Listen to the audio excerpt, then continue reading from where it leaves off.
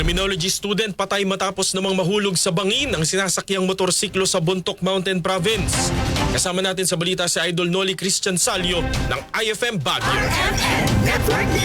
Nasawi ang isang criminology student habang sugatan naman ang kanyang kapatid sa isang aksidente sa motor na naganap sa Sitio Dantay, Barangay Alab Oriente sa Mountain Province. Kinilala ang nasawi na si Janel Balak Palacio na dinala sa morgue ng Bontoc General Hospital para sa post-mortem examination. Samantalang kanyang kapatid na si Jerix Kian Balak Palacio na siyang nagmamaneho at may-ari ng motor ay nagtamo ng mga sugat at agad din na isinugod sa ospital para sa gamutan. Kapwa residente ng Dalimudo, Bantay, Tabuk City, Kalinga ang magkapatid. Batay sa ulat ng mga otoridad, natagpuan ang katawan ng nasawi na naipit sa pagitan ng mga punong kawayan na humigit kumulang 5 metro sa ibaba ng kalsada. Sa paunang investigasyon, napag-alamang patungo ang magkapatid mula Barangay Bontoc Ili patungong Sitio Dantay nang lumampas sa kurbadang bahagi ng kalsada ang motorsiklo. Ito ang naging dahilan upang mahulog sila sa gilid ng daan. Samantala, patuloy pa rin iniimbestigahan ng mga otoridad ang insidente upang matukoy ang eksaktong sanhi ng aksidente. Kasama mo mula dito sa 103.9